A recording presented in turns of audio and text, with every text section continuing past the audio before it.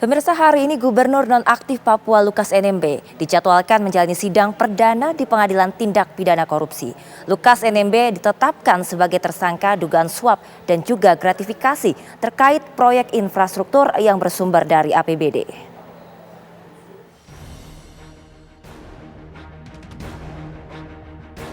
Gubernur Nonaktif Papua Lukas NMB hari ini dijadwalkan menjalani sidang perdana di Pengadilan Tindak Pidana Korupsi. Di persidangan, Jaksa Penuntut Umum KPK akan membacakan surat dakwaan perkara dugaan suap dan gratifikasi senilai 46,8 miliar rupiah yang menjerat Lukas NMB. Lukas NMB ditetapkan sebagai tersangka dugaan suap dan gratifikasi terkait proyek infrastruktur yang bersumber pada APBD pada September 2022. Awalnya KPK hanya menemukan bukti aliran suap 1 miliar rupiah dari Direktur PT Tabi Bangun Papua, Riyatono Laka. Namun dalam persidangan, Riyatono Laka terungkap jumlah suap yang diberikan kepada Lukas NMB mencapai 35,4 miliar rupiah. KPK juga menetapkan Lukas NMB sebagai tersangka dugaan tindak pidana pencucian uang atau TPPU. KPK telah menyita sejumlah aset terkait perkara Lukas NMB dalam berbagai bentuk, senilai lebih dari 200 miliar rupiah. April lalu, KPK juga menyita sejumlah aset Lukas maupun pihak yang diduga terkait dengan kasusnya dengan nilai 60,3 miliar rupiah. Aset tersebut berupa sejumlah bidang tanah, rumah, hingga apartemen yang tersebar di Papua, Jawa Barat, dan Jakarta. Tim TV One mengabarkan. Dan bagaimana kondisi di Pengadilan Tindak Pidana Korupsi atau Tipikor pada Pengadilan Negeri Jakarta Pusat jelang persidangan Gubernur Nonaktif Papua Lukas NMB? Reporter TV One Haidar Faisal akan mengabarkannya untuk Anda. Ya, bagaimana suasana di Tipikor? Apakah sudah akan dimulai?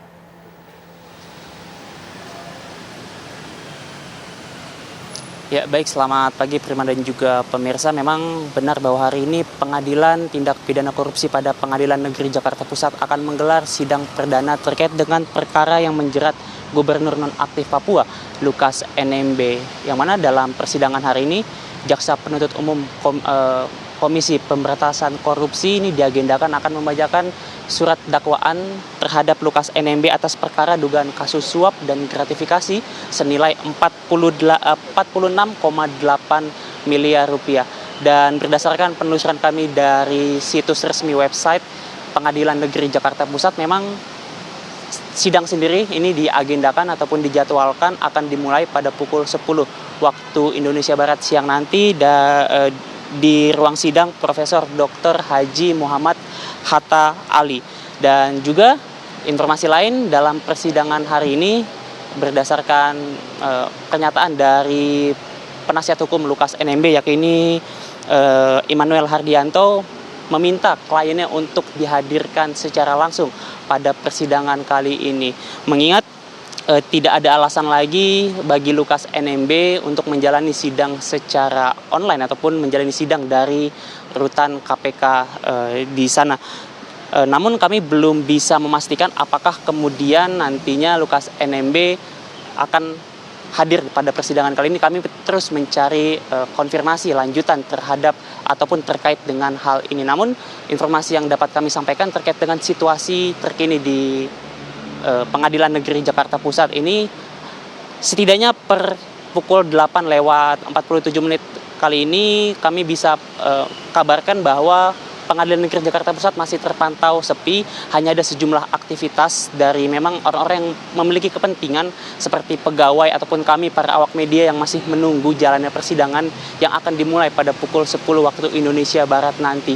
Kami juga memantau belum ada tanda-tanda adanya massa dari Lukas NMB yang hadir ke Pengadilan Negeri Jakarta Pusat ini. Begitupun dengan pihak pengamanan, kami tidak melihat adanya pengamanan khusus yang dilakukan. Dalam hal ini dilakukan oleh pihak kepolisian guna mengamankan jalan sidang perdana Lukas NMB ini. Namun ini adalah pantauan kami per pukul 8:48. Tentunya nantinya kami akan terus kabarkan bagaimana kemudian situasi terkini pada saat jelang sidang, detik-detik jelang sidang Lukas NMB dimulai. Namun informasi lain yang dapat kami sampaikan, meskipun dalam hal ini dakwaan belum juga dimulai, namun jika kita melihat dari konstruksi kasusnya, Lukas NMB ini disangkakan melanggar pasal 12 huruf A atau B dan juga pasal 11 dan pasal 12B Undang-Undang Nomor 31 Tahun 19 tentang pemberantasan tindak pidana korupsi yang ia dijerat dengan hukuman setidaknya paling berat ini 20 tahun di penjara. Untuk sementara demikian, kami kembalikan ke Prima di studio. Baik, terima kasih Haidar melaporkan langsung dari Pengadilan Negeri Jakarta Pusat.